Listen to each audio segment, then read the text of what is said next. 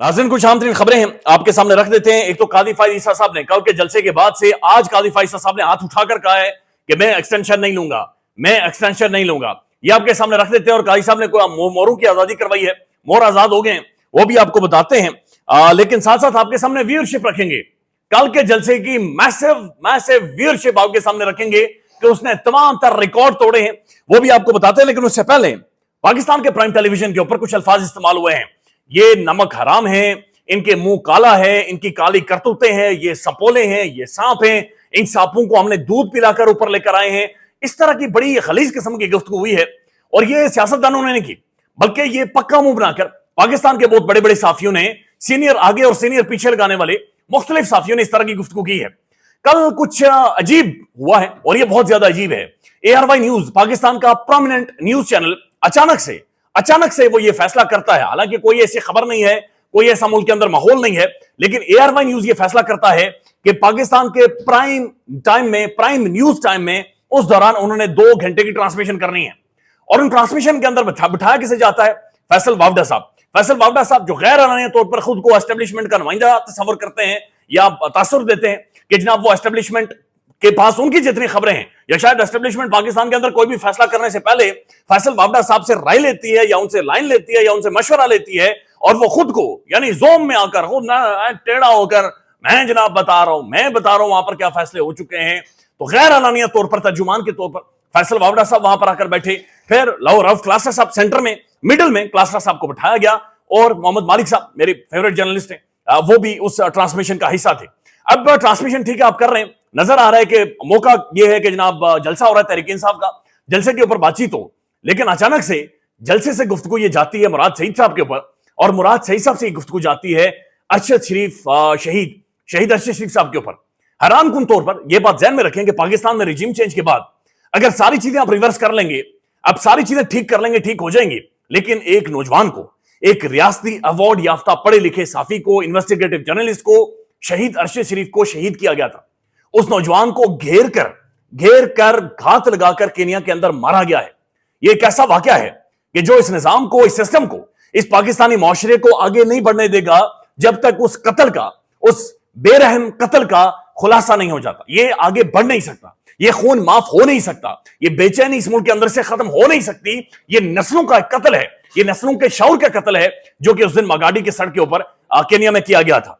अब अरशद शरीफ साहब के उस कत्ल को, उस साजिश को भी बाकायदा से वहां पर बैठकर कंट्रोवर्शियल बनाने की ना सिर्फ कोशिशें की जाती हैं, बल्कि मुराद सईद साहब के हवाले से एक मखसूस किस्म का माहौल वहां पर बनाया जाता है।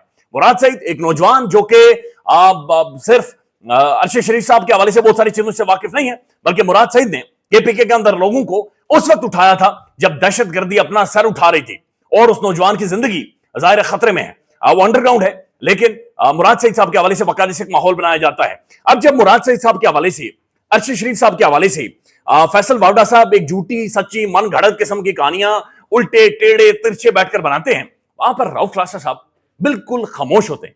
ना सिर्फ खामोश होते हैं, बल्कि उस गुफ्तगू को बाकायदे से लाइन और डायरेक्शन देते हैं, इधर लेकर जाए, उधर लेकर जाए। इसके ऊपर रद्दमल आया है, और रद्दमल आने के बाद क्लास्टर साहब बौखला गए हैं, या फिर क्लास्टर साहब जज्बाती हो गए, या क्लास्टर साहब को गुस्सा चढ़ गया है। ये क्या हुआ, ये पहले आपके सामने रख देते हैं। सिद्दीक जान, पाकिस्तान का प्रोमिनेंट नौजवान जर्नलिस्ट सिद्दीक जान साहब लिखते हैं ट्विटर पर आकर कि अरशद शरीफ शहीद ने अपनी जिंदगी में गलत लोगों पर टाइम की इन्वेस्टमेंट की है, यानी वक्त दिया है गलत लोगों के ऊपर।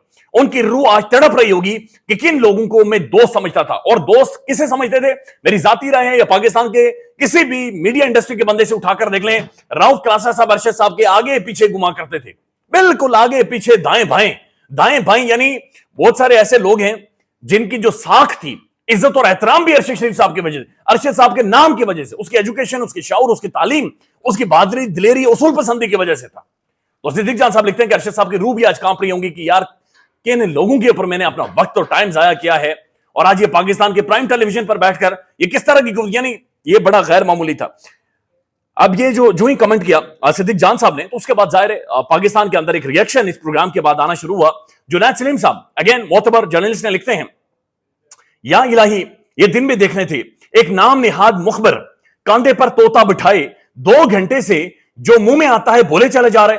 सीनियर 3 अखबार नवीस एक जुमला भी नहीं बोल पा रहे, بلکہ اس کی گھسی پٹی بلکہ پٹی ہوئی پیشن گوئیاں سانس روک کر سننے پر مجبور ہیں.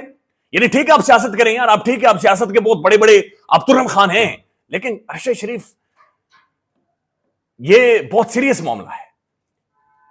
آج بھی براتوں کو نیند غائب ہو جاتی ہے جب ارشد صاحب کا نام یا ان کا مسکراتے ہوئے چہرہ ذہن میں آتا ہے. کیسے گدھے ہیں یہ, کیسے حرام خور ہیں یہ, بڑا بہت ہی غیر معمولی چیزیں ہیں جو کہ ہوئی. جواریہ صدیقی صاحبہ یہ لکھتے ہیں, جواریہ صدیقی صاحبہ یہ ان کی بیگم بھی ہیں اور جرنلسٹ بھی ہیں. ارشد شریف کے قاتل وہ ہیں جنہوں نے ارشد شریف پر 16 مقدمات درج کروائے, ان کا شو بند کروایا, ان کو دبئی سے نکلوایا, پھر ان کا قتل کینیا میں کروایا. وہ ہیں قاتل. کسی ٹاؤٹ سیاستدان یا بزدل صحافی کا ارشد شریف, اس کی فیملی اور کیس سے کوئی تعلق نہیں ہے, کوئی تعلق نہیں ہے. ٹاؤٹ اور بزدل صحافی یعنی یہ ظاہر ہے گفتگو اور وہاں پر بیٹھے ہوئے چند مخصوص قسم کے لوگوں کے حوالے سے ہو رہی ہے. صدیق جان صاحب پھر لکھتے ہیں, ارشد شریف صاحب کی شہادت سے لے کر ان کی تدفین اور تدفین سے کئی دن بعد تک ان کے حقیقی دوست اور چاہنے والے ان کے گھر والوں سے تعزیت کے لیے بیٹھے رہے. ان کی والدہ سے تعزیت کے لیے سینکڑوں خواتین آتی جاتی رہی.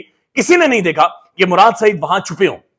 یہ فیصل واوڈا نے وہاں پر بیٹھے ہوئے یہ کہا کہ مراد سعید صاحب ارشد صاحب کی شہادت کے بعد ان کے گھر کے باہر یعنی کمرے میں وہاں پر چھپے ہوئے تھے. ہم خود ظاہر جاتے رہے. مراد سعید نے ایک بیٹے کا کردار ادا کیا ہے, وہاں پر موجود رہے اور بہرحال انہوں نے کہا کہ وہاں پر چھپے رہے. کسی نے نہیں دیکھا کہ مراد سعید وہاں چھپے ہوں. مراد سعید صاحب کے سامنے سریعام وہاں موجود رہے.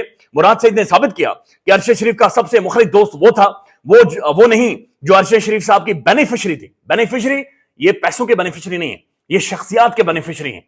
یہ ارشد شریف صاحب کے ساتھ کھڑے ہو کر تصویر بنا کر یا اپنے پروگرام میں بنا کر اپنی ریٹنگ یا اپنی شخصیت اپنی ساکھ کو بہتر کرتے تھے.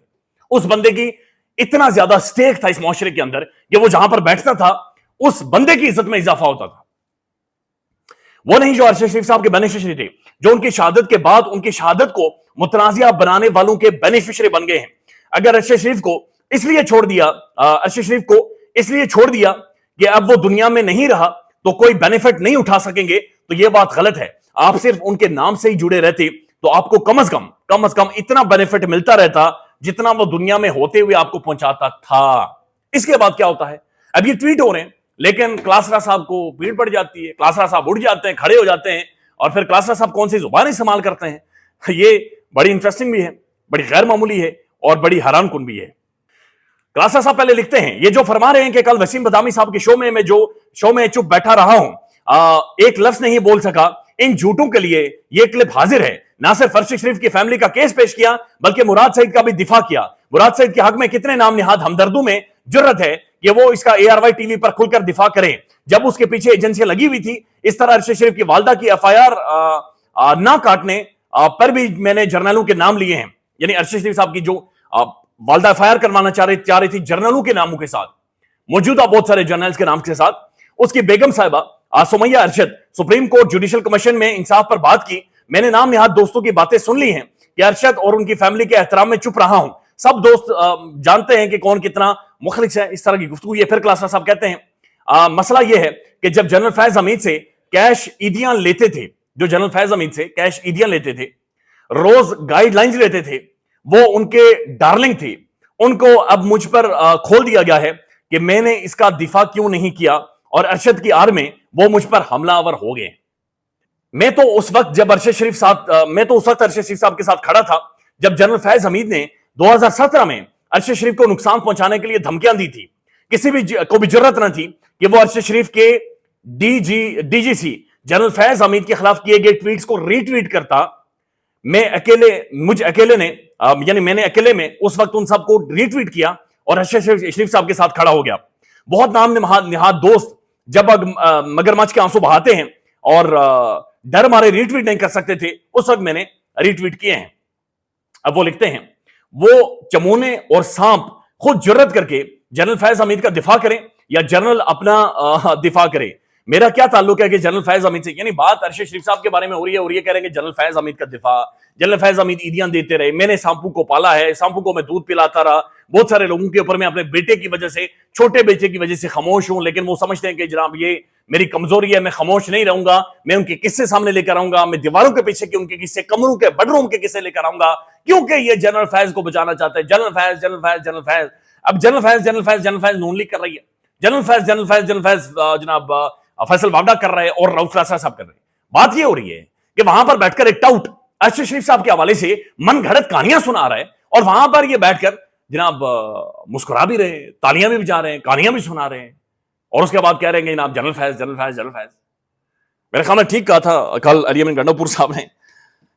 बहरहाल आगे बढ़ते हैं। कल का जो जलसा था, इस जलसे का इंपैक्ट मैसिव हुआ है और इंपैक्ट बहुत सारी जगहों पर महसूस किया गया है। सिद्दीक जान साहब को सुन लें, वो इस बारे में क्या कह रहे हैं कि उनके एक दोस्त ने जिनके ताल्लुकात बड़ी ऊंची जगहों पर हैं, उन्होंने क्या बताया है वो सुन लें। मैंने उन्हें कॉल की तो उन्होंने कहा जी, पहली बात उन्होंने की कि जलसा बहुत कामयाब था, दूसरा उन्होंने कहा कि इम्पैक्ट बहुत ज़्यादा क्रिएट किया है, तीसरा उन्होंने मुझे कहा कि हुकूमत के लिए दर्द सर बना हुआ है, और ज़ाहिर लफ्ज़ उन्होंने हुकूमत इस्तेमाल करना था। लेकिन चौथी उन्होंने बात की कि बड़ा उन्होंने कहा कि बड़ी घटिया बातें की, अली अमीन गंडापुर ने बिलो द बेल्ट बातें की, सतही बातें की।